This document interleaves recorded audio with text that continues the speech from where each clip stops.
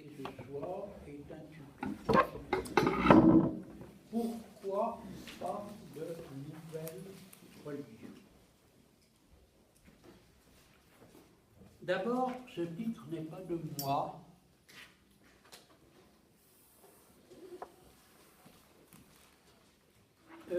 C'est le titre de la 4e partie d'un ouvrage d'un philosophe allemand qui s'appelle Max Scheler. Et j'ai été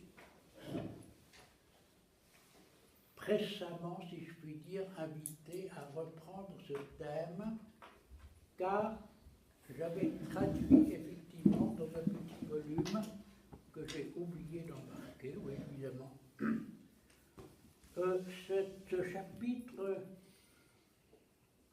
sur la question « Pourquoi une nouvelle religion ?»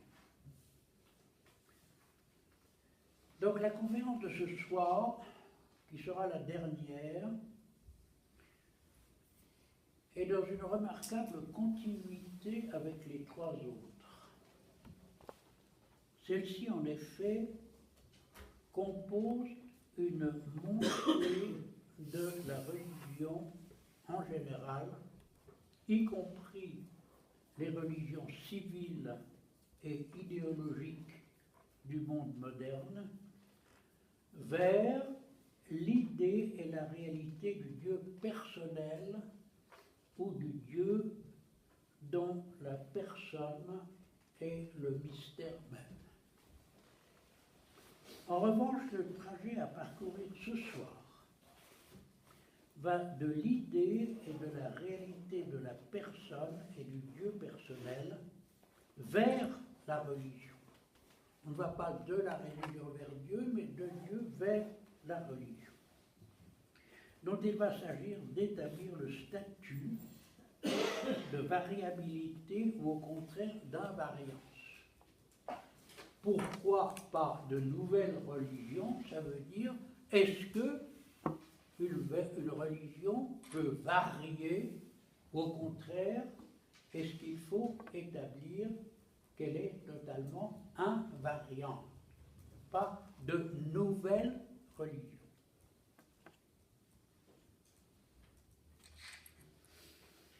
Il s'agit en effet de donner une réponse à une question précise: pourquoi pas de nouvelles religions?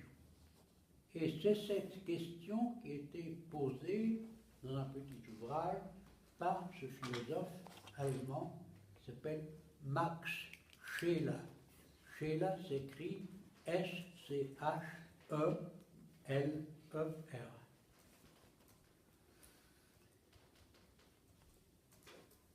Et il s'agit effectivement d'établir les raisons qui permettent de dire pourquoi il ne peut, il ne doit pas y avoir de nouvelles religions qui vaillent. Cette question ou ces raisons, c'est un philosophe déterminé qui la pose ou qui les recherche s'agissant de ces raisons.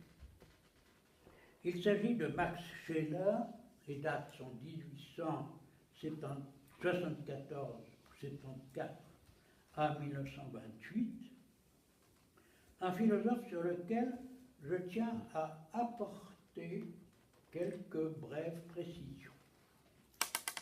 D'origine juive, Max Scheler se convertit au catholicisme en 1910 et il sera pendant une dizaine d'années une figure dominante du catholicisme allemand. Puis, vers 1922, il se détourne de l'Église et défend une anthropologie, une théorie de l'homme, une philosophie de l'homme, qui culmine dans une métaphysique, c'est-à-dire, si vous voulez, une philosophie d'ensemble, qui affirme que la conscience du monde, de soi et de Dieu, le monde, soi et Dieu, et forment, ces trois consciences du monde, de soi et de Dieu, forment une unité intégrale. C'est la même chose d'avoir conscience du monde, d'avoir conscience de Dieu, d'avoir conscience de soi-même. Et finalement, ce sera la conscience de soi qui sera le lieu d'émergence de la conscience de Dieu et du monde. Donc, une unité intégrale, affirmant donc que l'homme est le lieu du devenir du divin, et où finalement, l'esprit de l'homme, appelé par le divin, prend la place du Saint-Esprit. Je signale cet état terminal de la pensée de Schiller parce qu'elle est exactement à l'opposé de ce qu'il aura dit, pensé, écrit pendant des années. Cela signifie qu'il y a eu chez lui, quelque part, une rupture totale et qu'il reprend, si je puis dire, à son compte, des choses qu'il avait rejetées, refusées, pendant tout le développement que je vais vous présenter. Je vais donc vous présenter le développement que j'appellerais orthodoxe de Max Scheler, et je pointerai au fur et à mesure des éléments que l'on va effectivement retrouver dans cette phase terminale que, pour faire court, j'appelle la phase panthéiste. Celle dont je vais vous parler essentiellement, c'est la phase théiste, avec un Dieu personnel, et à la fin, nous retrouverons des thèmes, mais sous la forme d'une philosophie panthéiste, si vous voulez. C'est un terme un peu global, un peu généralisant, et c'est tout à fait intéressant de se poser comment se fait-il qu'un penseur ait pu faire un renversement aussi total de ce qu'il avait enseigné, prêché, écrit auparavant. C'est un phénomène, je ne pense pas avoir rencontré, pourtant j'ai pas mal lu les philosophes, d'avoir rencontré un pareil renversement total des perspectives. Ce qui était refusé devient à la fin quelque chose qui est absolument essentiel, et la vérité, elle est là-dessus. Ce que l'on retient en général de Max Scheler, qui est quand même un philosophe sur lequel on a beaucoup écrit, c'est pourtant tout autre chose que cette métaphysique où se mêlent, je le dis un peu en passant, les influences de Spinoza, un des maîtres quand même du panthéisme moderne, de Hegel, dont nous avons parlé au sujet de la philosophie de la Trinité, et de Nietzsche, dans la mesure où Nietzsche est invoqué à la fin, à partir de sa théorie de la morale de l'esclave, le christianisme comme morale de l'esclave, alors qu'il s'agit justement de conquérir la maîtrise. C'est un thème qui apparaît également dans le Scheler tout à fait final. Il y a une très étrange combinaison de Spinoza, mais il faudra faire tout un cours là-dessus, c'est difficile, de Spinoza, de Hegel et de Nietzsche. Donc, trois maîtres de la pensée moderne, au fond anti-chrétienne, ou en tout cas contraire à la tradition chrétienne, sont convoqués dans une vision complètement étrangère à ce qu'il avait propagé jusque-là, à partir de 1822. Ce que l'on retient en général de Max Scheler, c'est ce qu'on trouve à peu près dans tous les dictionnaires, parce que personne à peu près n'a lu les pages relatives à cette dernière, à cette version finale de la philosophie de Scheler.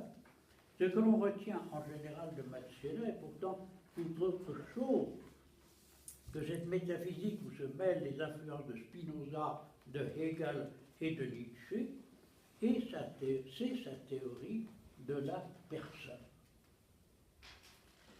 Une théorie de la personne qui, de lui à Ludwig Landgrebe, va se cristalliser en France autour du personnalisme d'Emmanuel Mounier.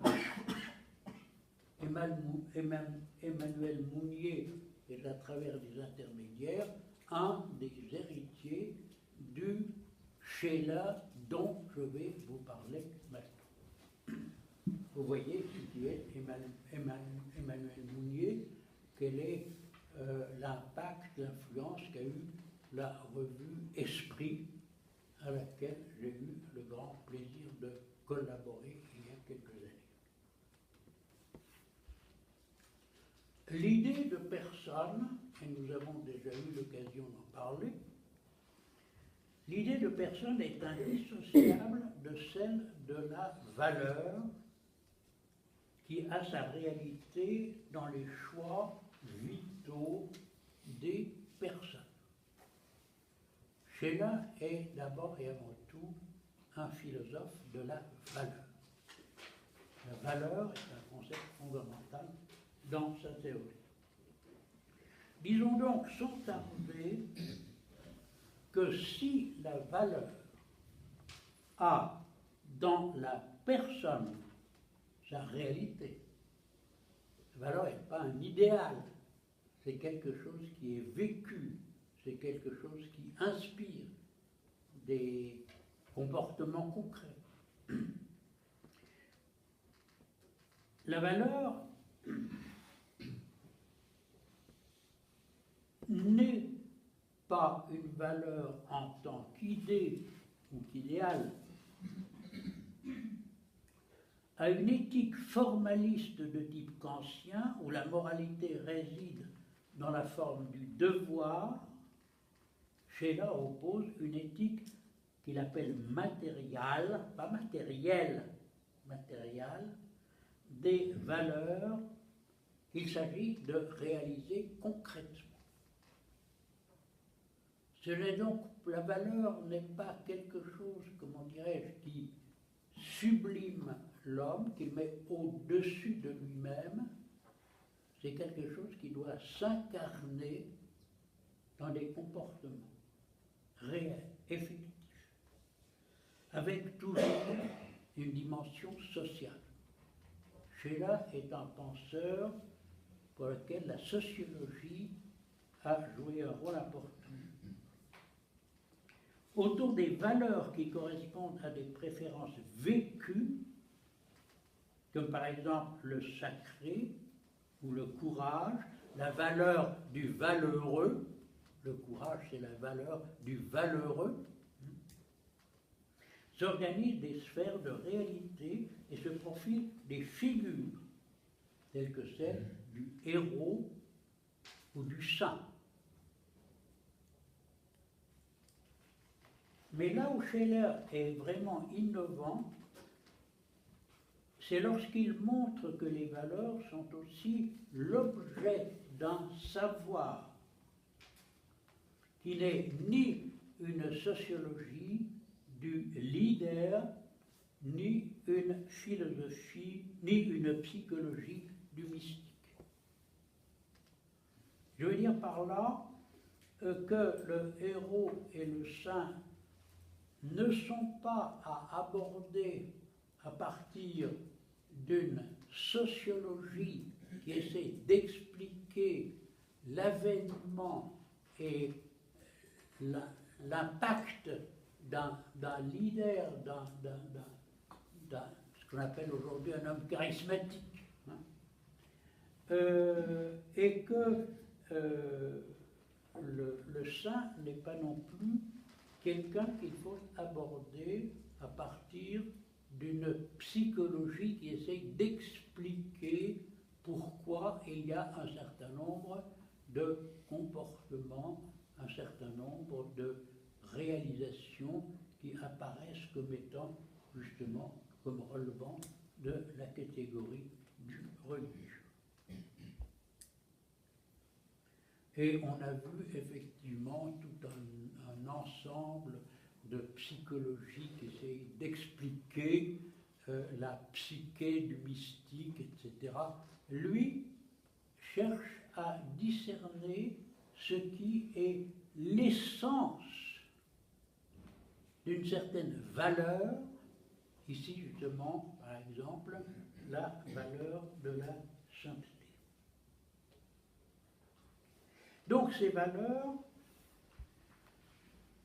sont les objets d'une science, d'un savoir qui ne relève ni des sciences humaines qu'on appelle aujourd'hui la psychologie ou la sociologie, mais consiste en une intuition intellectuelle de l'essence de ces valeurs. Intuition intellectuelle, ça veut dire que nous avons à diriger un regard purement intellectuel, sans aucune recherche de causalité, sans aucune recherche explicative, simplement essayer de discerner. Discerner, ça veut dire établir les différences avec autre chose, avec ce que cela n'est pas.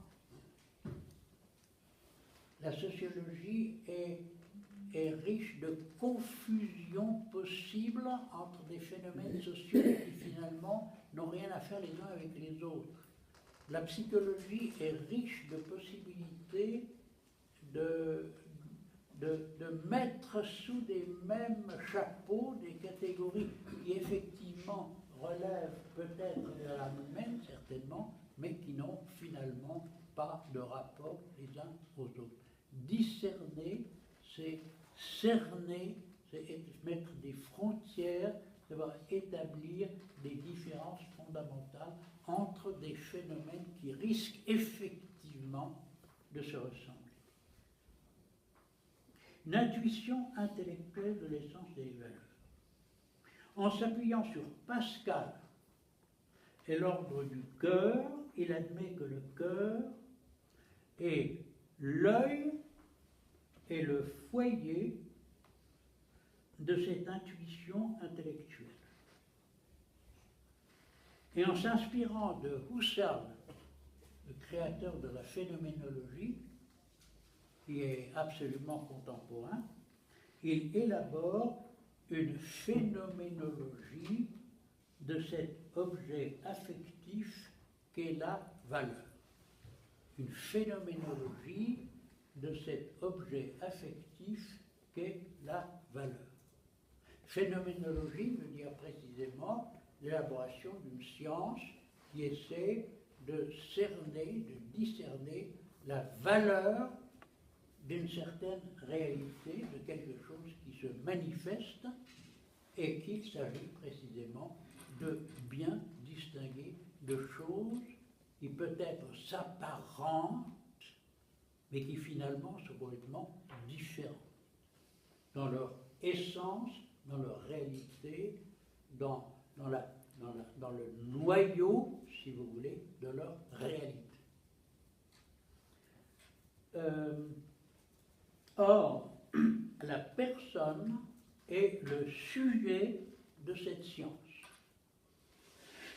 Dès qu'on a affaire à la science et au savoir, on doit toujours se demander quel est le sujet et quel est l'objet de cette science. Qui sait et qui sait quoi?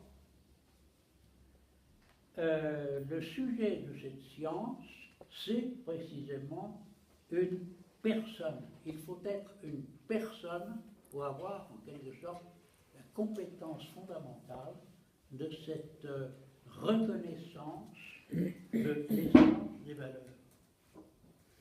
La personne est le sujet de cette science des valeurs et le lieu de leur réalisation. Le lieu de leur réalisation, c'est-à-dire qu'une valeur ne se réalise jamais si ce n'est dans une personne. Donc la personne est à la fois le lieu de la connaissance et le lieu du vécu de cette valeur, et finalement la personne est à la fois la conscience vivante de cette valeur. Et la personne est aussi la capacité de la réaliser dans les faits.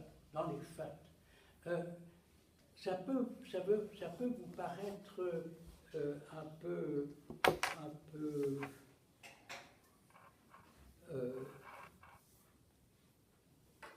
relevant finalement d'une expérience quotidienne, mais philosophiquement et intellectuellement, c'était des notions qui étaient complètement étrangères à la philosophie du moment pratiquée dans les universités en Allemagne. Donc c'est complètement, c'est novateur par rapport à ce qui se pratiquait dans les universités de l'époque. La personne est le porteur de l'amour qui est au principe de se sentir. Sentir la valeur, c'est aimer. Aimer est la condition fondamentale de l'approche intelligente, je précise, de la valeur.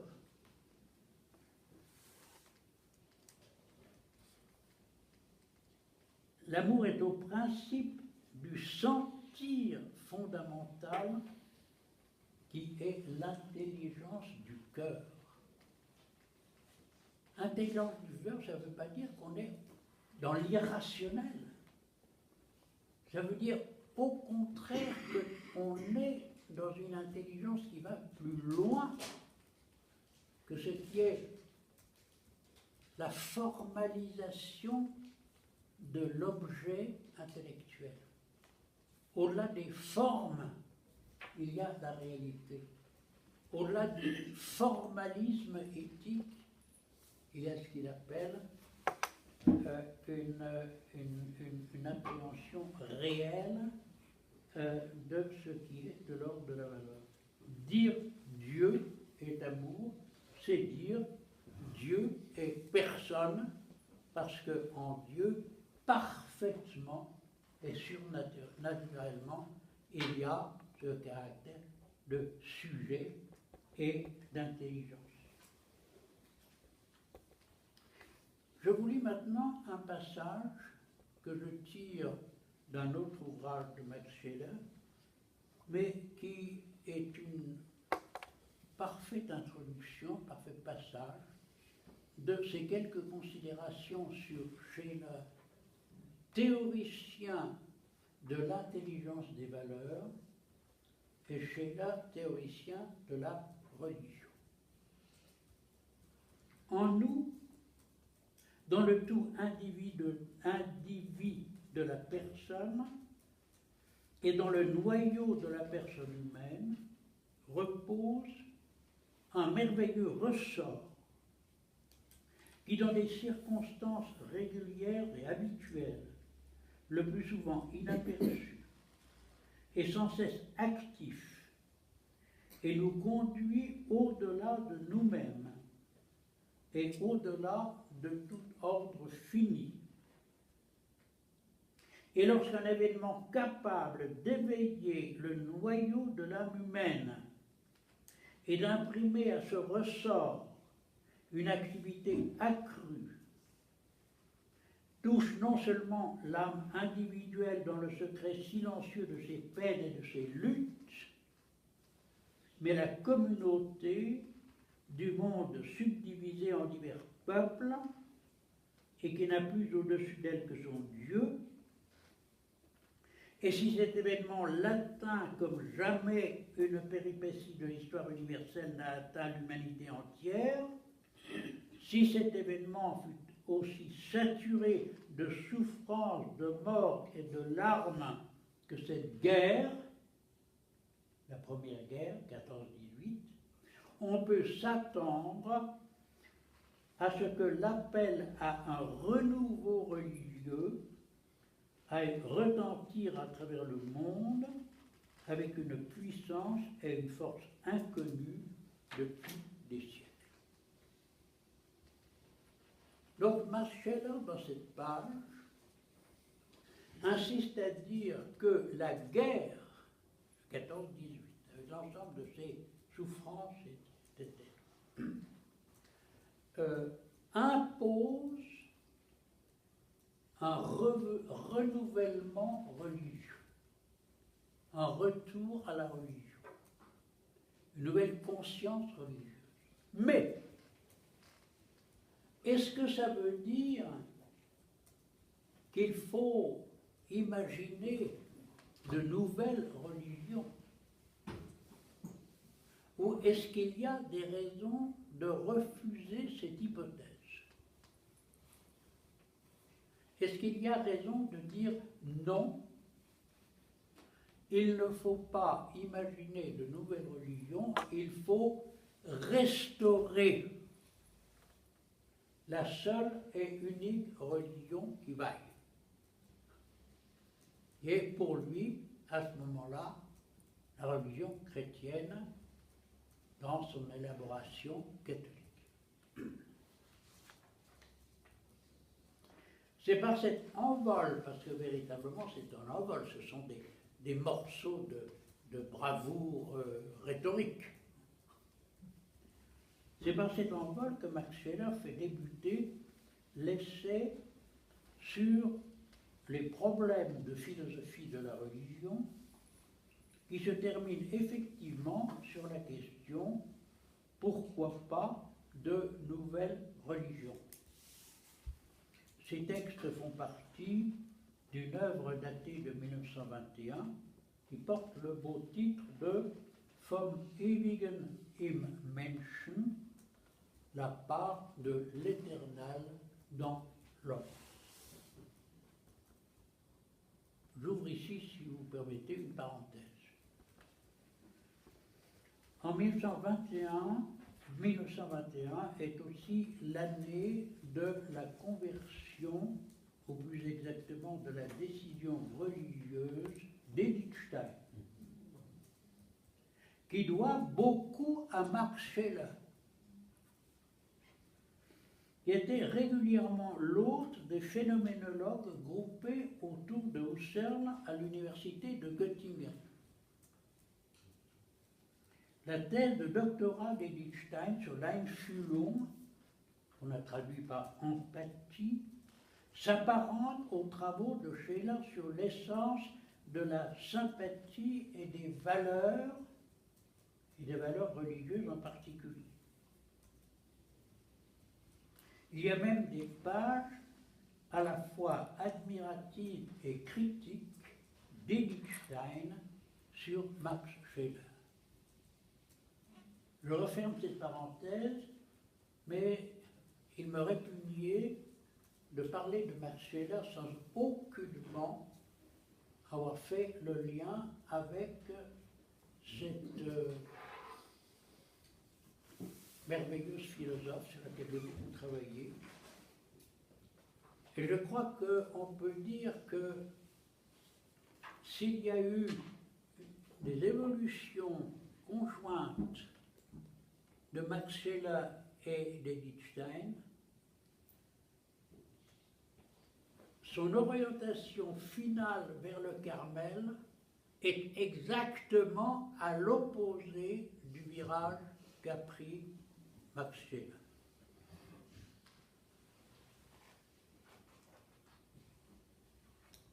Donc, la question est posée, pourquoi pas de nouvelles religions alors qu'il y aurait effectivement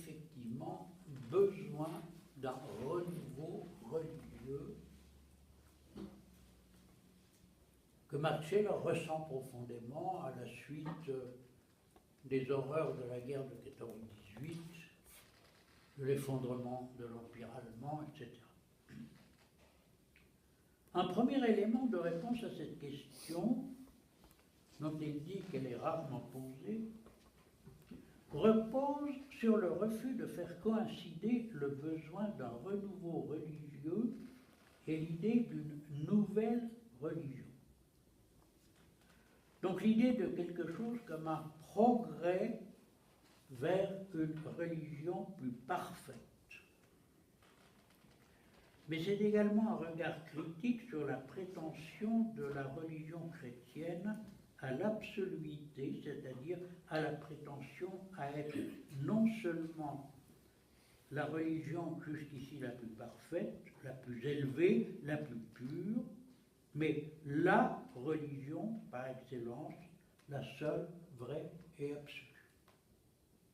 C'est intéressant de noter qu'il a un sens de la religion qui excède, qui dépasse les religions constituées. Et pourtant, les raisons qu'il va apporter pour dire non à une nouvelle religion sont toutes puisées dans la tradition chrétienne. Il y a là déjà quelque chose qui est assez difficile à comprendre. Donc, ni l'idée d'un meilleur avenir, ni l'idée d'un meilleur advenu, donc établi une fois pour toutes, n'est pour lui satisfaisante. Le point d'attaque de Scheler est autre.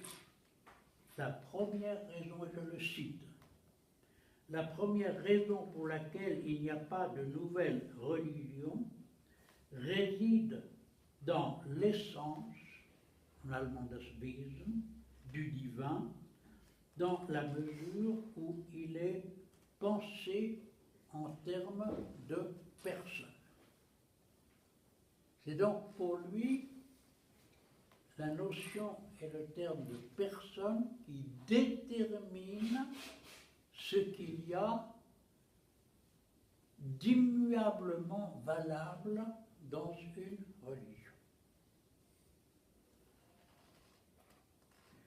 À quoi Scheler ajoute, et pas simplement en termes de croyance à l'existence réelle de cette essence. Il ne suffit pas de dire que si une religion a dans son essence la catégorie de la personne, il ne suffit pas d'affirmer l'existence de cette personne pour que, comment dirais-je, l'exigence religieuse fondamentale soit satisfaite. Je pense qu'il y a là derrière, je me permets d'ouvrir cette petite parenthèse, une critique de l'ontologie de saint Anselme, pour qui il suffisait d'établir que Dieu est ce qui ne peut pas être pensé de plus grand, id quod non maius cogitari potest, et que affirmer et que l'existence fait nécessairement partie de id quod de ce maius, cette excellence absolue de Dieu contient nécessairement son existence. Ça ne suffit pas à Scheler. Il veut véritablement que le concept et la réalité de la personne soient complètement inscrites dans l'idée du divin.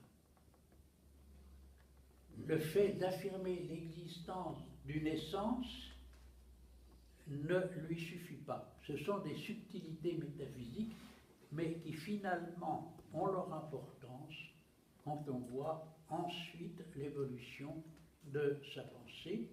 Et ça montre aussi que c'est un penseur qui est extrêmement averti.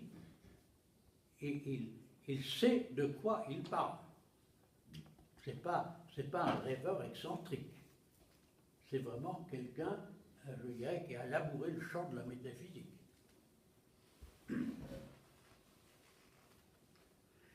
L'essence du divin. Et je crois que c'est une des phrases fondamentales. L'essence du divin exige de penser Dieu en termes de personne. L'essence du divin exige de penser Dieu en termes de personne. Car si nous pouvions considérer et penser l'idée de Dieu sans l'idée d'une forme essentielle personnelle, par exemple en le pensant comme l'idée d'un esprit universel, impersonnel, l'idée d'un simple ordre du monde, l'idée d'une vie universelle, d'une substance, d'une chose ou d'une idée anonyme, il serait tout à fait possible qu'au cours de l'histoire humaine se présentent des religions toujours nouvelles, voire comprises dans un progrès continu de la connaissance de Dieu. Cette phrase est absolument fondamentale. Car si l'on n'inscrit pas la personnalité dans l'être même de Dieu, si on ne fait pas de la personnalité seulement un attribut de Dieu, mais si Dieu n'est pas fondamentalement dans sa réalité essentielle personne, esprit universel, saint ordre du monde, vie universelle, substance, chose, etc., il est possible qu'au cours de l'histoire humaine, je souligne au cours de l'histoire, c'est-à-dire de quelque chose qui est évolutif, au cours de l'histoire humaine se présentent des religions nouvelles, voire comprises dans un progrès continu de la connaissance de Dieu. Nous voyons naître l'idée que imaginer une religion nouvelle implique un processus, un devenir, un renouvellement, pas seulement de perfectionnement, mais d'innovation dans la connaissance de Dieu. Ou plus exactement,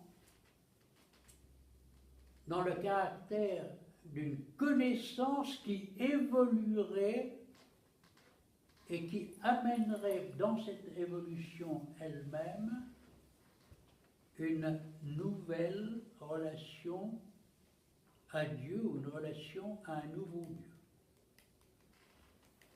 Je souligne ici, et c'est tout à fait capital, que Sheila, à ce moment-là, refuse tout ce qui est de l'ordre du progrès. Il n'y a pas de progrès, si je puis dire, dans la connaissance et la conception de Dieu. Il peut y avoir que des améliorations, mais pas un progrès au sens où nous l'avons rencontré à propos d'Auguste Comte. Je lui ai proposé d'imaginer autour des trois stades de l'humanité, le stade théologique, le stade métaphysique et le stade positif, quelque chose comme une succession de formes de la religiosité, ça paraissait intéressant. Eh bien ça serait être complètement contraire à l'idée développé ici par Max Scheler, qu'il ne peut pas y avoir de progrès au sens de quelque chose comme une innovation. La religion n'est pas susceptible d'être innovée. Eh bien, ce passage, non seulement donne l'indication, excusez-moi, du pourquoi pas de nouvelles religions, parce que la nouveauté précisément serait une manière de donner raison à une conception progressiste, évolutive. Mais cela semble aussi préfigurer, dans ses plus fortes variantes, ce que sera la conception de la religion pan-cosmique, pan-anthropique et panthéiste de Max Scheler après son apostasie. Le refus qu'il signale ici du progrès, au contraire, va devenir à la fin de sa méditation philosophique le lieu même d'une nouvelle religion. Il ne le dit pas comme ça, mais finalement c'est à quoi ça revient.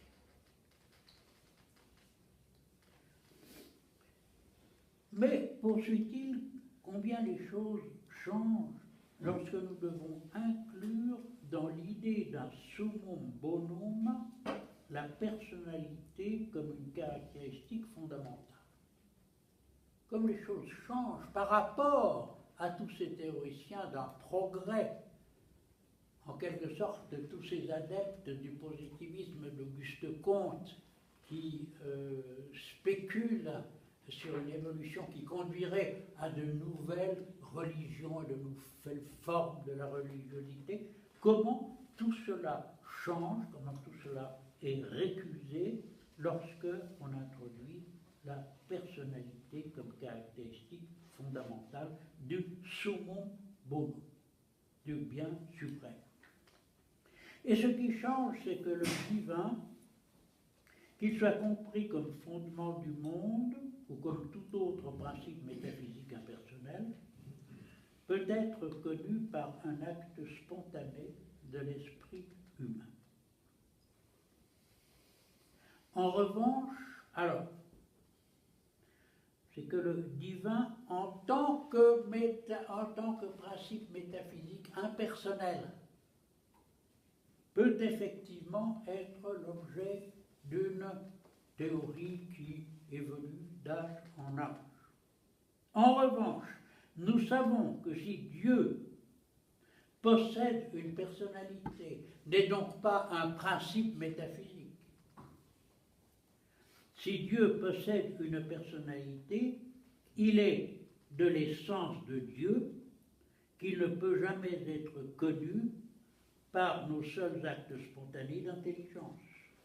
Nous savons bien plutôt que la réalisation de cette connaissance doit être initiée par lui selon sa souveraine et libre condescendance dans quelque acte par lequel il se manifeste à nous, se communique à nous et se montre comme personne. Voilà donc très nettement l'opposition entre Dieu, personne, et Dieu, principe métaphysique, même principe de l'être. Même principe de l'être. Autrement dit, ce qui gouverne la pensée de Max Scheler ici, c'est que si Dieu est amour, l'amour n'est pas un principe métaphysique, c'est une réalité d'une personne. Je crois que c'est vraiment le moteur fondamental ici de la religiosité de Max Scheler. Et quand je le dis, c'est pour m'étonner d'autant plus du renversement terminal, de quelque chose qui est un refus tellement fondamental qu'il devient inexplicable.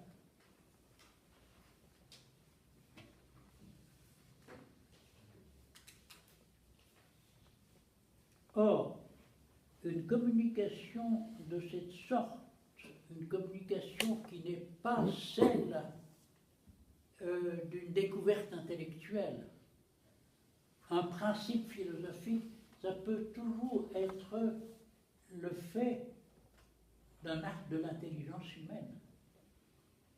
Une personne se révèle. Elle n'est pas l'objet d'une activité intellectuelle, elle se révèle elle-même. Il parle d'une révélation, d'une grâce d'illumination comme caractéristique de ce qui est la manifestation d'une personne. Et ça, évidemment, c'est très, très intéressant, parce que ça désobjective complètement la personne. La personne n'est pas un objet qui s'offre, comment dirais, à la connaissance intellectuelle. C'est au contraire un être qui se révèle, qui se manifeste. Et j'ai besoin de cet acte de révélation pour que je puisse en approcher. C'est parmi les plus belles choses que Sheila était écrite.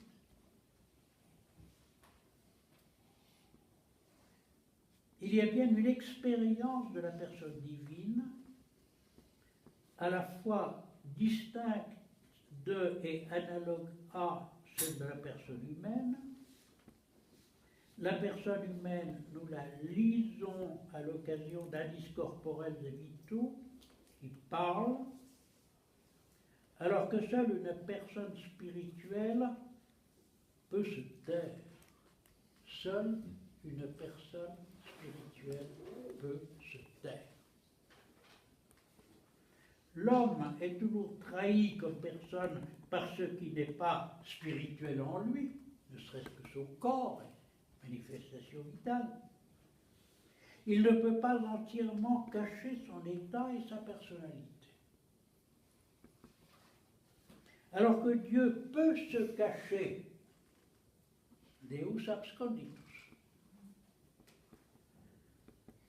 ou se révéler à son choix.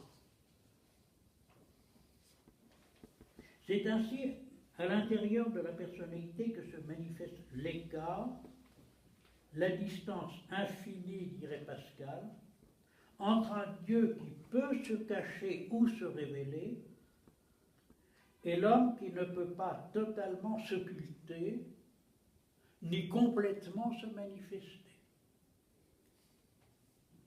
Mais ce Dieu qui, en raison de sa liberté absolue, peut s'occulter, ne le fait pas, ou s'interdit de le faire.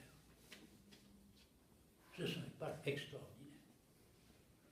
C'est bien, je le cite, c'est bien parce que l'amour, comme suprême acte de valeur, appartient aussi nécessairement à l'idée de Dieu que la personnalité, que l'idée d'un Dieu qui se cacherait est l'idée d'un épouvantable fantôme.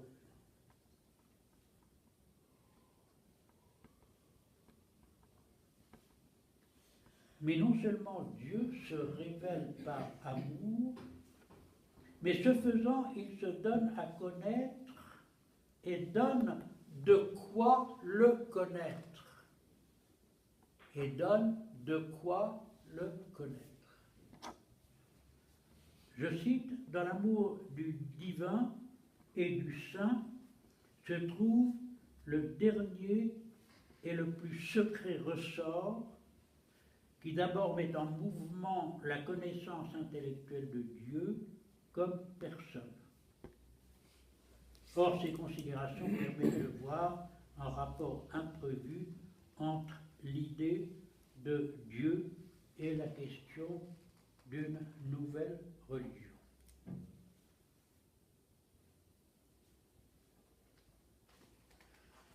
C'est ici que, sous la forme d'une hypothèse de travail, c'est ce que les Allemands appellent un Gedankenexperiment, Scheler fait formellement intervenir la notion de progrès et avance ce propos, à mon sens prémonitoire, mais encore inachevé, de sa propre évolution ultérieure. Je le cite. « Je crois que nécessairement le panthéisme, voire la représentation d'un Dieu impersonnel, satisfait à cette idée du progrès de la connaissance de Dieu. » À quoi s'ajoute cette précision? Un progrès grâce à une minorité éduquée. Je relis, c'est important. Scheler fait formellement intervenir la notion de progrès et avance ce propos. Je crois que nécessairement le panthéisme, voire la représentation d'un Dieu impersonnel, satisfait à l'idée du progrès dans la connaissance de Dieu. Un progrès accordé à une minorité éduquée. Qu'est-ce que cela veut dire? Cela veut dire que ce n'est pas à une élite universitaire ou autre que peut être confiée une sorte de progrès dans la connaissance de Dieu, qui serait effectivement le moteur de l'élaboration d'une religion nouvelle. Il y a une méfiance de Scheler ici à l'égard d'une institution intellectuelle, c'est-à-dire de l'université allemande pour lui, dans ce qui serait un lieu d'élaboration d'idées nouvelles sur la religion, etc. Et lorsqu'il va se tourner contre Hegel ou Hartmann ou d'autres, qu'est-ce qu'il vise? Précisément des milieux dans lesquels ce sont des philosophes qui proposent quelque chose comme des idées nouvelles, alors que lui va s'en tenir à quelle institution? Non pas l'université, mais l'Église. C'est l'Église le lieu dans lequel il peut y avoir une meilleure pénétration de la révélation. Mais pas quelque chose comme un remplacement de la révélation. Il y a là un conflit culturel qui est absolument énorme. Et le renversement va être total. Parce qu'il va revenir, si vous voulez, en refusant, nous allons le voir tout à l'heure, la foi comme sacrificium intellectus, il va refuser ce sacrifice de l'intellect pour revenir à quelque chose qui est une vue évolutive de la culture, de l'esprit humain, dans laquelle effectivement ce qui était une révélation devient une sorte d'illumination due aux uns et aux autres.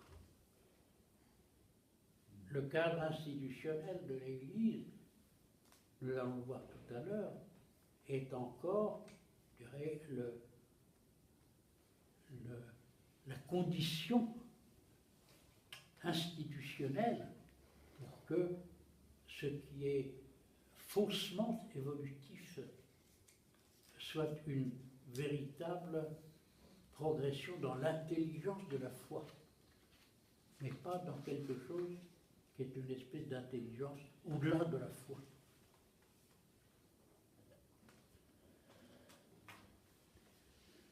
La conduite de sa pensée est alors la suivante. Seule une personne peut se taire, se cacher.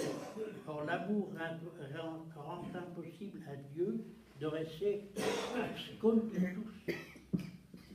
Mais si l'on admettait un tel Dieu caché, il ne pourrait être révélé que par un progrès de la connaissance et un progrès qui ne pourrait être assuré que par une élite intellectuelle. Le polythéisme considéré du point de vue de sa structure historique et sociologique est donc bien une conception qui doit être autant une théorie religieuse du progrès qu'un aristocratisme des savants. Théorie du progrès, aristocratisme des savants, c'est toute l'université qui est en quelque sorte poignardée dans ces mots. Je note que le vocable de panthéisme recouvre l'idée d'une religion conforme à l'idée du progrès, telle que la science en serait le moteur et le modèle, et finalement rejoindrait l'hypothèse que nous évoquions dans la première conférence, à savoir l'idée d'une religion qui aurait traversé les trois stades théologiques de l'âge métaphysique et de l'âge positif, où effectivement c'est le modèle de la progression, des progrès scientifiques qui serait imposé à la religion.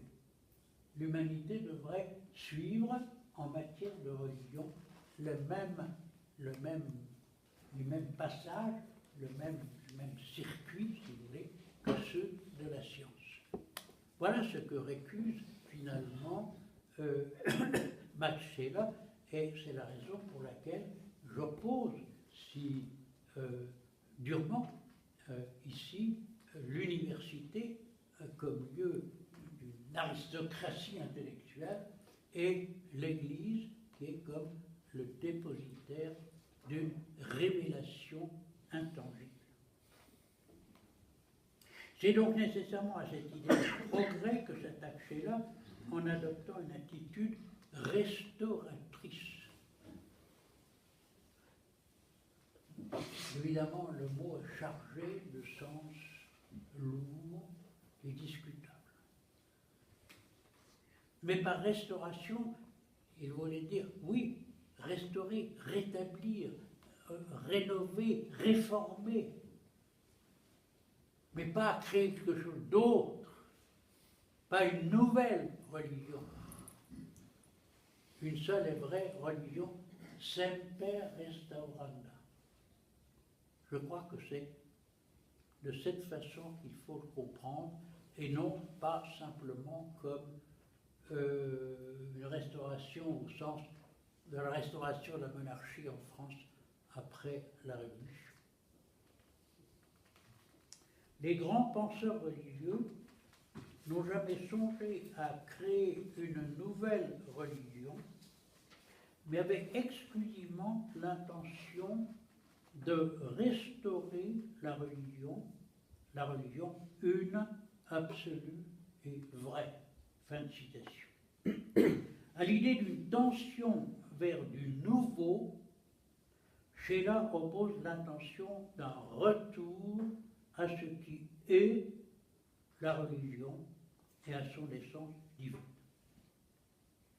Nous allons donc confronter à deux systèmes de pensée, le théisme et le panthéisme.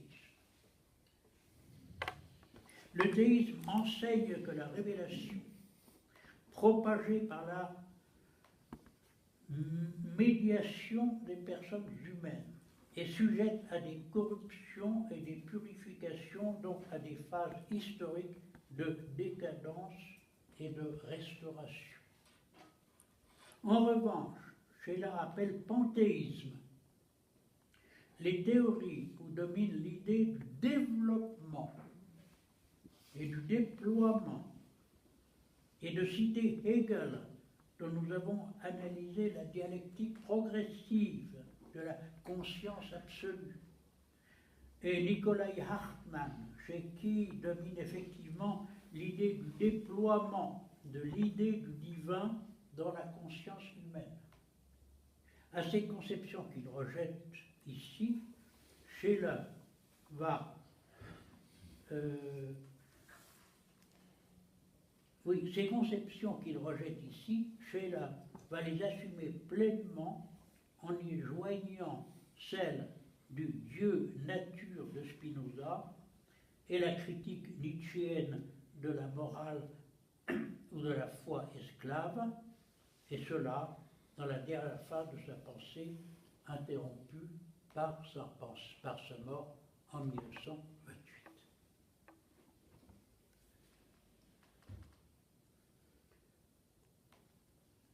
Mais restons-en au Scheler théiste, catholique, et voyons ce que deviennent, dans son langage, souvent très personnel et parfois un peu précieux, le Christ, l'Église et la foi.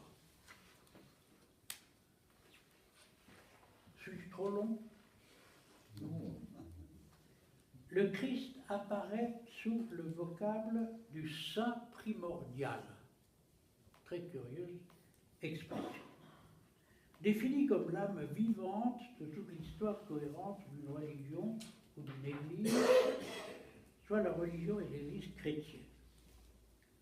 Or, ce saint est saint sous la forme la plus haute que l'on puisse penser. Id quo nihil maior cogitari potest. Et il jouit de la communication directe avec Dieu, au sens d'une compénétration personnelle et substantielle de la nature humaine et de la nature divine. En d'autres termes, il est le Fils de Dieu, mais cela étant dit en philosophe. Le Christ saint primordial, cela ne vient-il pas aussi de Kant? De plus, il est l'unique, le Fils unique, ou l'unique seul véritablement saint. Il est absolument saint.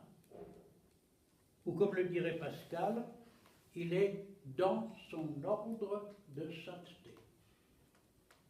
Branche 8, 793.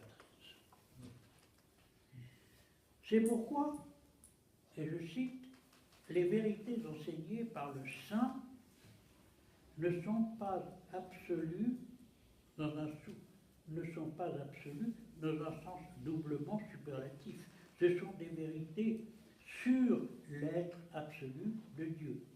Et ce sont des vérités totalement achevées. Toute évolution ne peut donc concerner que les progrès d'une pénétration de cette vérité totale. Nous dirions aujourd'hui d'une exégèse et d'une interprétation. Or, Dieu se révélant par amour et cette vérité enseignée par son saint n'étant pas réservée à une élite, une institution devait nécessairement être providentiellement prévue pour l'édification de tous, et pas d'une élite. Unité, unicité, toute bonté et autorité absolue sont donc des caractéristiques de la nature essentielle de l'idée d'Église, comme Église d'un Dieu personnel tout aimant. Mais en tant qu'elle porte la marque indélébile de Dieu un, du Saint unique, l'Église est à mon sens la figure visible de l'esprit invisible. Telle serait donc, après la Trinité selon Hegel, panthéiste aux yeux de Scheler, la Trinité théiste selon notre philosophe croyant.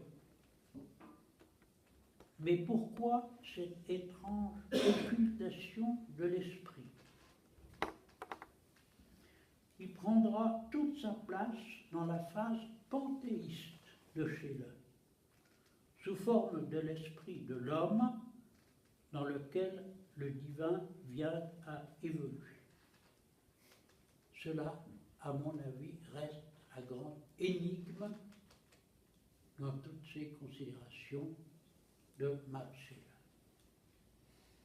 Il parle de Dieu, il parle obscurément du Fils, il ne parle pas de l'Esprit, ou alors d'une façon tellement voilée qu'on ne peut pas le reconnaître, et réserve finalement l'idée de l'esprit à l'esprit humain qui sera le lieu et l'espace de développement d'un Dieu à venir, en devenir et à venir, mais tel que Dieu n'est pas autre chose que la conscience que l'homme en a,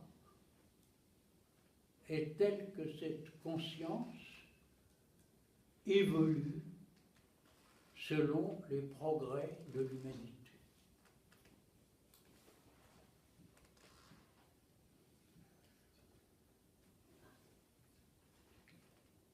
Quelle est alors sa conception de la foi? La foi consiste d'abord en un sacrificium intellectus, sacrifice de l'intelligence. L'autorité du Saint primordial, chef invisible de l'Église, est la seule qui puisse exiger le sacrifice le plus élevé et le plus parfait auquel l'homme puisse consentir. Le libre sacrifice de son intelligence individuelle. Scheler analyse ce sacrifice de différents points de vue, sous différents points de vue. Mais c'est quand même très significatif que cet homme, pour qui effectivement l'intelligence est absolument primordiale, c'est sa raison d'être, penser, voit dans ce sacrifice quelque chose d'absolument extraordinaire. Et je pense que c'est une telle victoire sur sa propre nature que lorsqu'il y a eu une raison existentielle de rompre le lien avec cette Église, c'est l'intelligence qui a repris toute la place, sous la forme précisément de l'esprit. De cet esprit, finalement, c'est capable de tout.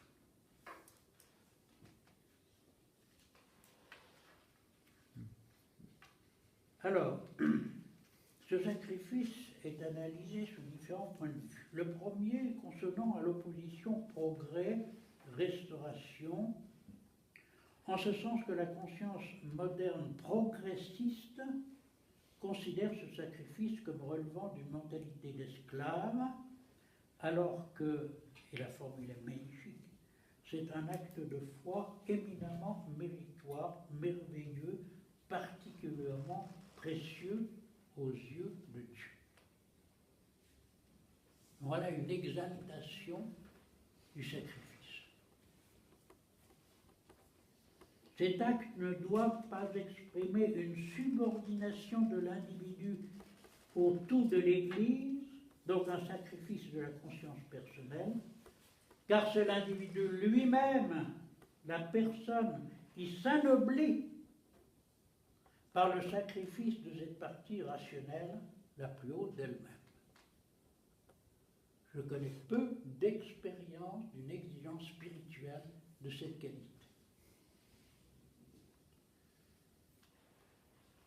Le second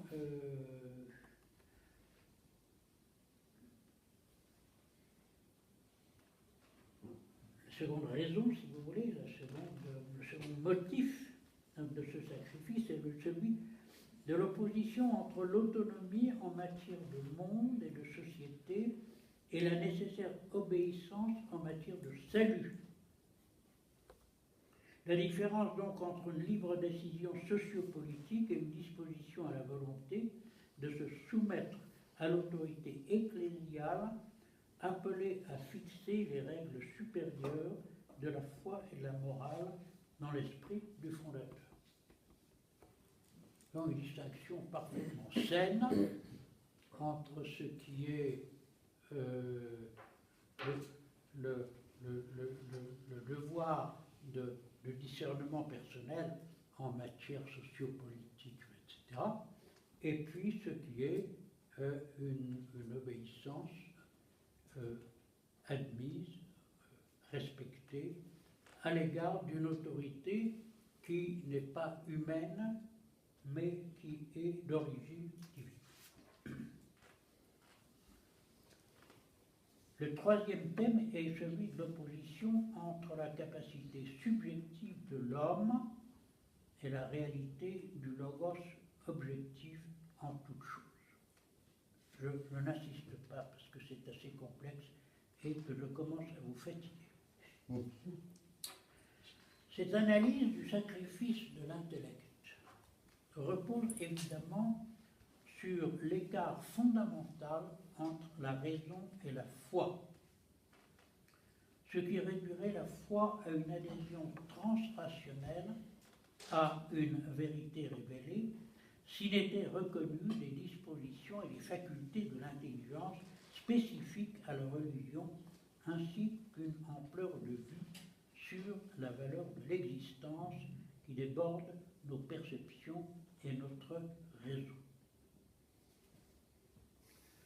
Un écart fondamental entre la raison et la foi, s'il n'y avait pas cet écart et si la foi n'avait pas ses propres ressorts, si je puis dire, de volonté et d'intelligence, elle serait réduite à quelque chose de purement irrationnel.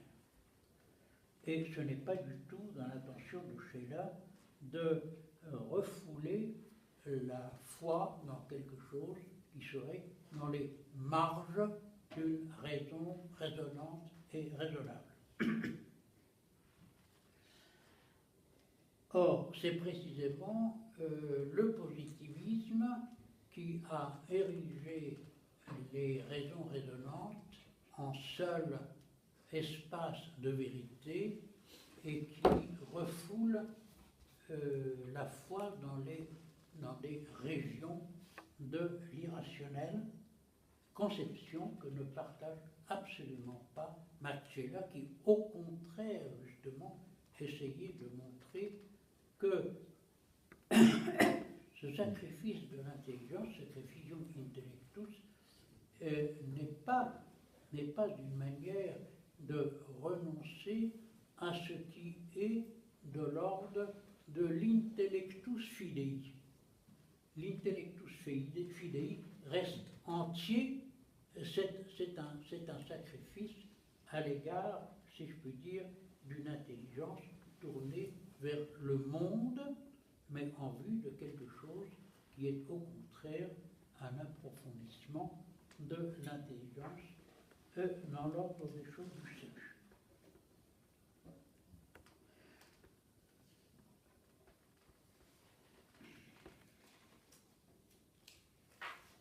Et pourtant, je le disais tout à l'heure, c'est à mon sens ce sacrificium intellectus que Sheila n'a plus consenti lorsque, à l'occasion de son divorce et de son second mariage, il se trouva en conflit avec l'Église.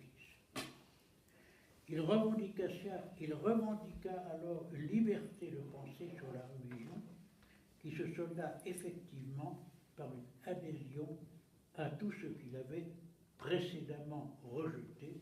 Je le cite textuellement, nous nions leugnen, nous nions le présupposé théiste, un Dieu personnel, spirituel, tout-puissant, en sa spiritualité. À notre sens, la relation fondamentale de l'homme au fond du monde, Grund der Welt, au fond du monde, pour lui, le dernier atteignable, repose en ceci: ce fond se saisit et se réalise dans l'homme qui, en tant que tel, comme doté tant d'esprit et de vie, n'est qu'un centre partiel de l'esprit et de la poussée de vie de l'étant par soi. Il appelle Dieu maintenant l'étant par soi. Je dis bien, pas moi, c'est lui qui dit, je dis bien, qui se saisit et se réalise immédiatement, sans médiation, dans l'homme. C'est une des affirmations terminales de la Stellung des Menschen im Kosmos.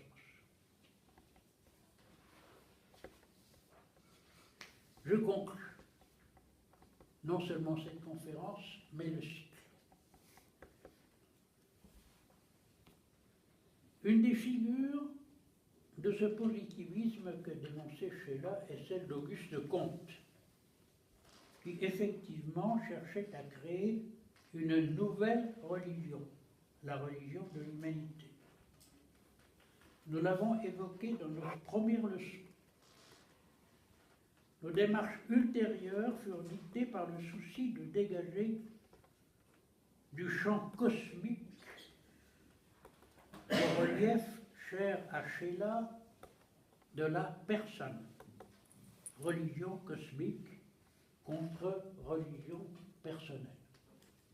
Dieu cosmos contre Dieu personne, disons.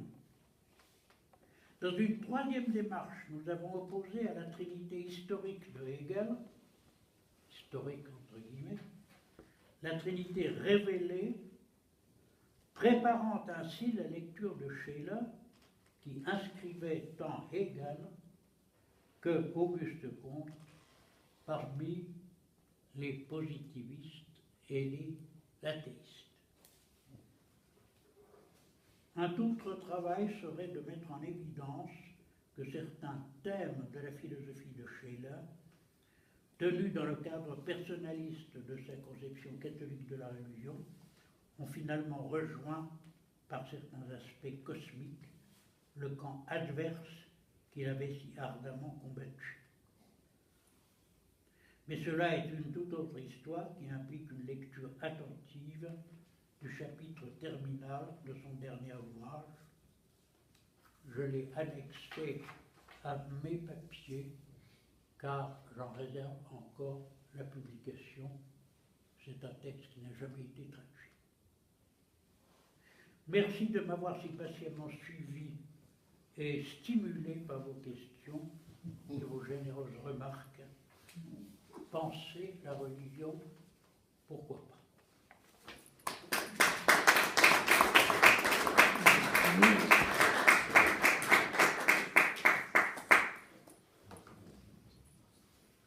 Merci.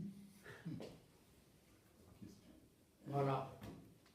Tout le champ de la discussion est ouvert. Si possible, je n'ai pas courbé de fatigue et d'ennui.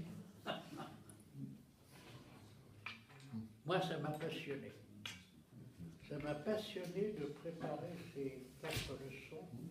Ça m'a obligé de relire Auguste Comte, de relire Hegel, un tas de choses que je connaissais, mais qu'il fallait fouiller dans plus de détails.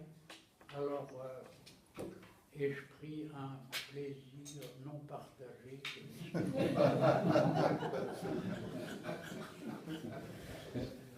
Je me souviens d'un cours du professeur Christophe à l'université de Lausanne, Oui. qui parlait dans son enfance, il avait été à des arbres de Noël positivistes à Villeneuve, Oui. où on suspendait des effigies d'Auguste Comte à l'arbre de Noël. Ah, c'est bien ça.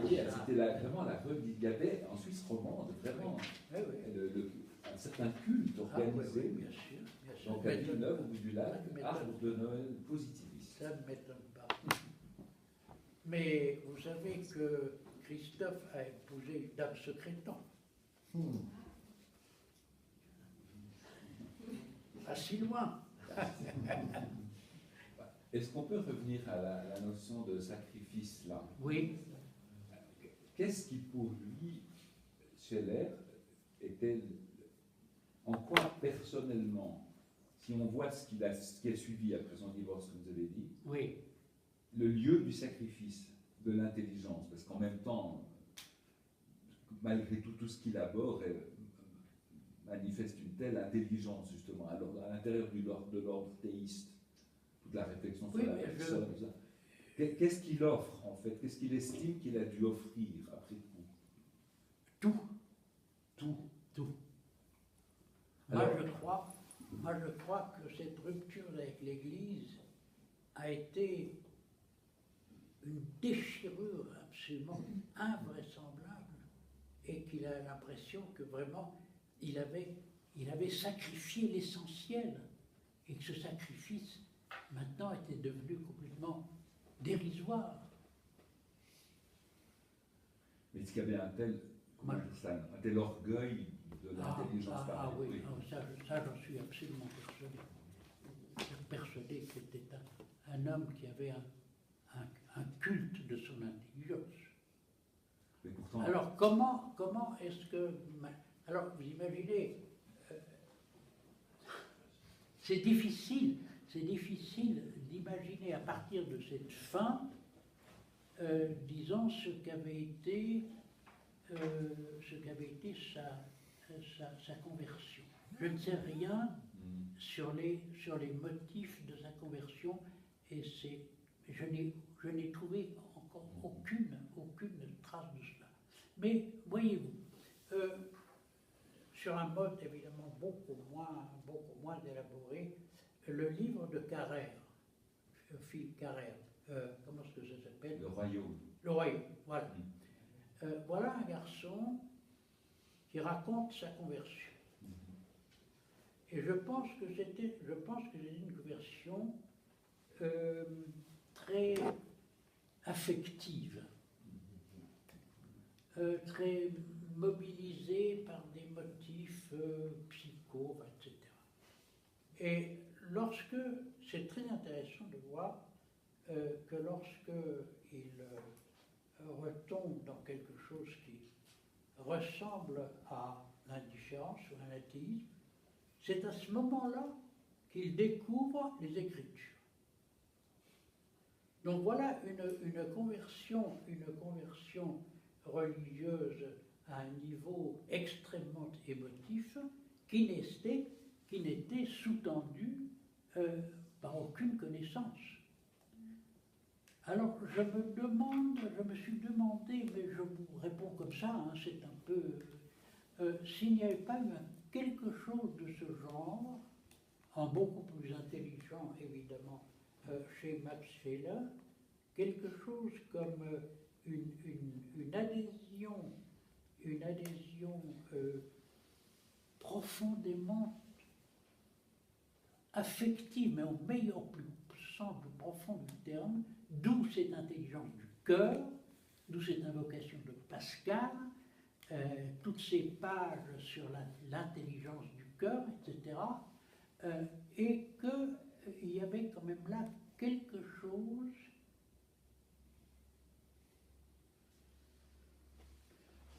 qui n'était pas enraciné. En vous entendant, je pensais à l'évolution de Newman, découvrant à travers son étude des pères de l'Église, si j'ose dire, dans un premier temps, à son horreur personnelle affective, qu'il est en train de devenir catholique. Ce dont il a tout, effectivement, sauf envie. Oui. Et il finit par le devenir, et pas n'importe quel catholique romain. Mais là, l'idée de développement, justement, même, mettons-le même intellectuellement, pour quelqu'un qui est très intelligent. Parce que Newman, c'est le cas. Dans l'histoire de sa conversion, ou son bouquin sur son autodéfense à présenter à l'église anglicane, on voit à quel point ce qu'il appelle le développement du dogme, dont on peut se dire d'ailleurs qu'il n'est pas achevé, puisque sans rien ajouter au mystère, on entre quand même, sinon dans une explication, au moins dans un approfondissement du mystère, ce qui est donné des dogmes comme l'Assomption ou l'Immaculée Conception. Mais je me dis que pour une intelligence aussi, même aussi orgueilleuse, mettons-le, si j'ose me permettre, sous cette forme-là, ce qui est quand même extraordinaire, c'est cette rupture absolue. Parce que ça me faisait penser aussi à, quand on lit la biographie de Freud, et qu'on voit quelque part en lui la nostalgie qu'il y a de la croyance, c'est-à-dire, c'était quand même beau, d'ailleurs il ne va pas dissuader certains de ses patients de croire. Il est entouré dans sa famille par certains rabbins qui sont les parents de sa femme, dont son beau-père, je crois, ou d'un milieu croyant. Mais pour lui qui est positiviste, on ne peut plus croire. C'est déjà du passé. C'est justement, si on prend les âges, j'ai l'impression que Scheller, il est bien revenu au positivisme. Oui, je ne suis pas sûr qu'il soit revenu au positivisme en tant que tel, mais de fait, il a... Alors, évidemment, sa conception terminale, cette espèce de panthéisme dans lequel la conscience enveloppe le monde, soi, Dieu, etc., ça n'a plus rien de positiviste, mais il a quand même fallu récupérer une idée de progrès, sublimer une certaine idée de progrès, dépasser une forme vulgaire, si vous voulez, du progrès, pour l'élever à un niveau dont il n'y a plus de traduction intellectuelle. Justement, c'est un texte de 1828, il le termine, il meurt quelques mois après. Il a beaucoup compté pour un aspect de Jean-Paul II, phénoménologue, dans la première... Alors c'est absolument clair que, si je cite Edith Stein, c'est précisément pour montrer à quel point il était un des représentants de ce qu'on appelle la philosophie, la phénoménologie de Munich, qui était d'inspiration chrétienne, catholique, etc., et qui a quand même joué un certain rôle dans la phénoménologie, alors beaucoup plus scientifique, si vous voulez, qui était celle pratiquée à Göttingen et ensuite à Fribourg autour de Husserl. Alors ça c'est clair. Edith Stein a beaucoup. Et tout le personnalisme, parler de Mounier, mais c'est aussi Jean-Paul II. Oui. Juste pour revenir à Carrère, je ne sais pas qui entend dire, mais est-ce que vous pensez, quand j'ai lu, quand je suis en train de lire ce livre, je me suis dit, mais ce livre a eu un tel succès, d'où est-ce que ça vient? Pourquoi? Ça vient d'un vide spirituel, mais ahurissant dans la culture moderne. Un vide spirituel. Alors, il a tellement besoin de trouver quelque chose à croire qu'il cherche une amie pour ses enfants. Tout d'un coup, c'est là-haut qu'il m'a envoyé, pas des trucs, mais invraisemblable. Alors, vous verrez que ça se termine quand même de très belle façon moi je pense qu'il croit maintenant. Il est certainement pas pratiquant, mais ça, je ne pense pas, mais moi je pense qu'il croit et qu'il a tout fait pour parler du Christ. Comme il n'est pas croyant suffisamment, il prend le Christ latéralement par symbole et le milieu chrétien. Dans l'aspect. Et ça parle beaucoup à nos contemporains. Ils vont se ruer à des... Saint Paul, il y a des choses magnifiques. Ça, il y a des choses super. Mais l'aspect purement personnelle de sa foi et lui, je trouvais que c'était quand même un tout petit peu, je veux dire, et puis il y avait une émission littéraire l'autre jour, eh bien je me disais, mais avec des envolées lyriques, enfin je veux dire, je me disais, mais c'est un peu triste, non? Mais qu'est-ce que ça fait que c'est triste? C'est moins triste que Welbeck, hein. Ça, c'est sûr. Non, mais je veux dire, quand on... Ça l'est beaucoup moins parce que c'est sans doute plus authentique. Et heureusement que ça a du succès parce que malgré tout, il y a peu de livres de milieu catho qui ont eu autant de succès et qui pourtant touchent des points quelque part fondamentaux, hein, parce qu'il a quand même beaucoup travaillé. Il a beaucoup travaillé. Ouais. Ah oui. Puis, Oui, quelque mais part, quand on a lu l'adversaire qu'il avait lu, qu'il avait écrit avant, je veux dire, là-dedans, il y a quelque chose de... Alors, il me semble, enfin, je me trompe peut-être, mais en lisant l'adversaire, j'avais trouvé, enfin, on va pas se focaliser sur Carrère, mais il y a quelque chose de cette manière dont cet homme dirige sa vie ou est dirigé. Enfin, j'avais trouvé une certaine force que je n'ai pas du tout trouvée dans cette... Ah oui, Mais en ce qui concerne Scherer, pour revenir à la notion de valeur, oui. c'est une notion essentielle. La valeur, Pascal, le cœur a ses raisons que la raison ne connaît pas. Pardon?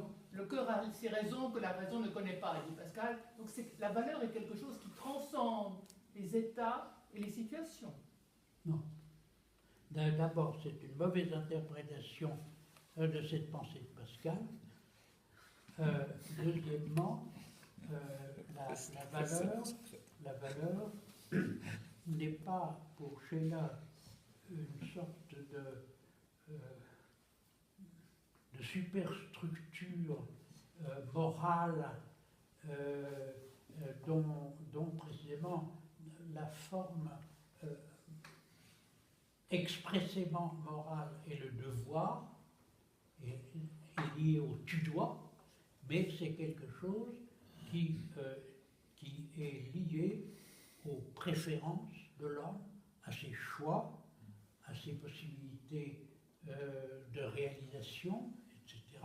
Et ce qui l'intéresse, ce n'est pas tellement la fonction des valeurs ou la naissance du sens des valeurs que leur essence.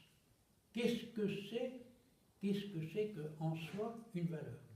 Et c'est là qu'il en fait le thème d'une réflexion philosophique et quelque chose qui précisément a élargi, augmenté considérablement le champ de vision de la phénoménologie. Tout à coup, l'axiologie, la théorie des valeurs, au lieu d'être simplement de l'ordre une considération morale, devenait une réalité dont il fallait admettre qu'il y avait un noyau propre, mais qui néanmoins pouvait et devait être étudié à travers les façons dont elles sont vécues, par le héros, par le saint, par l'artiste, etc. La valeur du beau n'a pas de sens pour lui en dehors de quelque chose qui est un sujet créateur.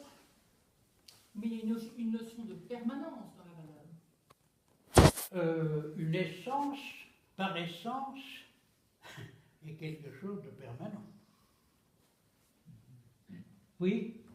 Si on revient à la définition de la valeur, comme vous avez compris, donc il y a Pardon? si on revient à la définition de la valeur, qui est quelque chose d'intrinsèque à l'homme et qui se définit par la réalisation dont que l'homme en fait. Oui.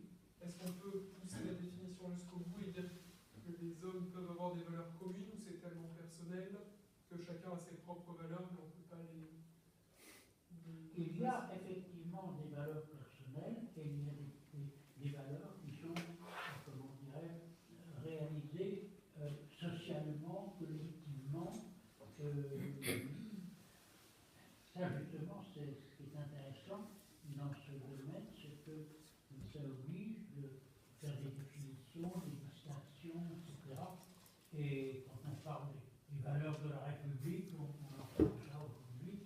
C'est quand même intéressant de savoir que les valeurs sont partagées,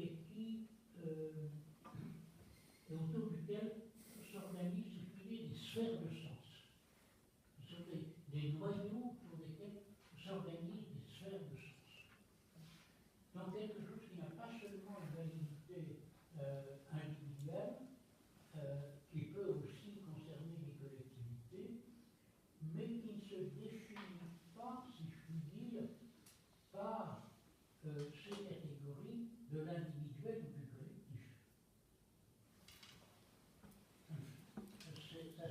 Ça se manifeste, si vous voulez, dans la vie individuelle ou la vie collective, mais le type de manifestation, à mon avis, ne fait pas partie de l'essence de la valeur.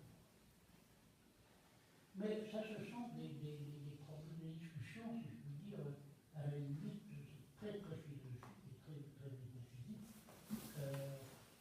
Je veux simplement signaler par là qu'il a effectivement élargi le champ d'une réflexion épistémologique,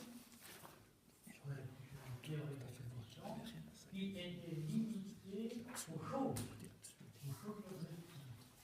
Et il a le courage de faire d'ouvrir ce regard à la fois phénoménologique et épistémologique, quelque chose qui était considéré comme n'ayant la tâche morale et religieuse, ou qui n'avait pas de réalité objective. On enfermait la valeur dans la subjectivité. Voilà, il dit non, il y a quelque chose d'objectif dans la valeur. Mais, oui. Non, je voulais vous dire que franchement, la dernière évolution de Scheller me semble très peu convaincante. Pardon? Que la dernière évolution de Scheller me semble très peu convaincante, alors que toute la théorie qu'il fait sur la religion, c'est extraordinaire. Oui. C'est un apport vraiment à la philosophie de la religion extraordinaire. Absolument. Et donc je pense qu'il faut rester avec cette partie. Oui, mais c'est quand même, il faut quand C'est même quand se même, poser ouais. la question de Tout à savoir fait, tout à fait. est-ce que c'est une espèce de rupture complètement irrationnelle? Non, moi je dis, il y a des Oui. thèmes qui subsistent. La dernière phrase du document dans lequel il se déclare panthéiste, il y a le terme de personne. Il y a le terme de personne. Seule une personne est capable d'assumer ce devenir du divin dans sa conscience, etc. D'accord. Mais enfin, c'est... Ah, c'est assez fabuleux. Je crois que la première partie, c'est vraiment une analyse de la structure de la religion qui est extraordinaire. Ah oui. Avec tous les étapes, non? Mais l'absence de l'esprit Ouais. dans sa trinité, c'est quand même assez... moi, ça m'a beaucoup titillé. Je me suis dit, là, il y a quelque chose. Mais il faut lire très attentivement.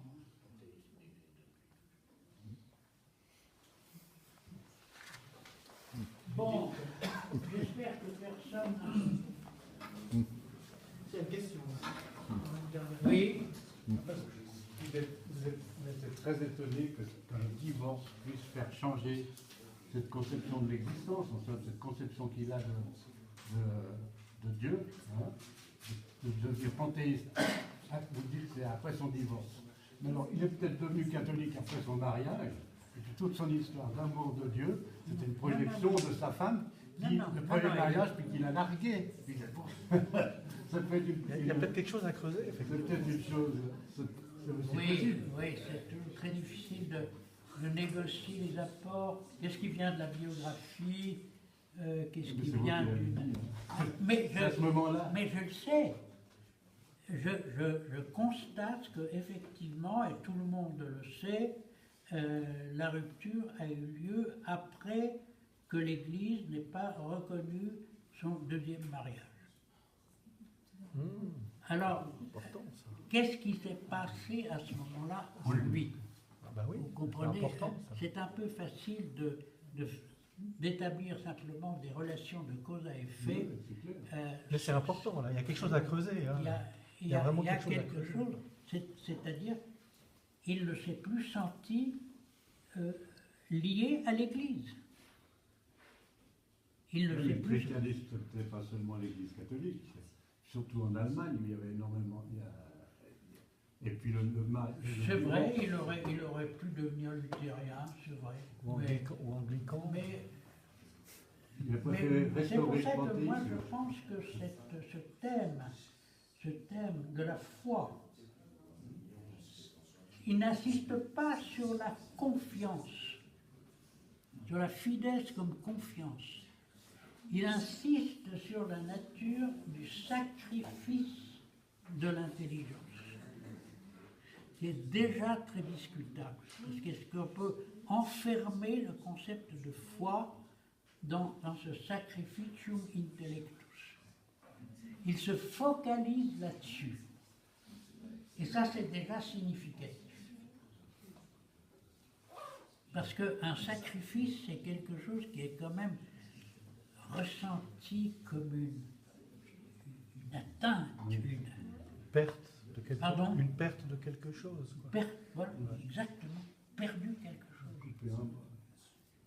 Alors, comment est-ce que tout ça, dans un homme qui devait avoir une affectivité très vulnérable, et en même temps une intelligence absolument surprenante. Je pense qu'il...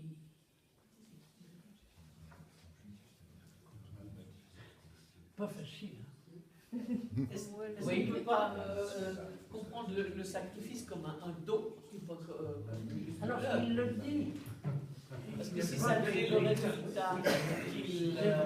C'est vrai, mais derrière soi, dans l'arrière-fond, est-ce que vous adhérez toujours à tout ce que vous écrivez? Est-ce que vous écrivez quelque chose, il n'y a pas quelque chose qui reste dans l'arrière-fond, un non-dit, une... Ou une casserole affective, je ne sais pas quoi. Ça, c'est de la pâte humaine. Hein. C'est de la pâte humaine, comme vous dites. Et puis, je dois avouer que je n'ai jamais rencontré une biographie qui permettrait de discerner un peu la psychologie, le relief du personnage. Et là, je ne le connais aussi que par ses textes. Mais ce que j'en lis me permet quand même de dire que moi, cette notion cette insistance sur le sacrifice, il en a à la fois montré la grandeur, par derrière, est-ce qu'il n'y avait pas quelque chose qui a fait que finalement, il l'a ressenti, oui, comme ayant sacrifié, au sens négatif du terme, quelque chose qui était absolument fondamental pour lui. Ce n'est pas pour rien que finalement, il met toute je dirais, la religiosité panthéiste dans la pensée.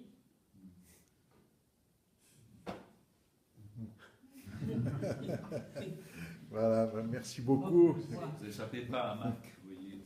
Pardon? Vous n'échappez pas au docteur Mac. Très bien. En tout cas, merci mille fois, cher Philibert. Standing ovation. Merci. Merci beaucoup. Oui.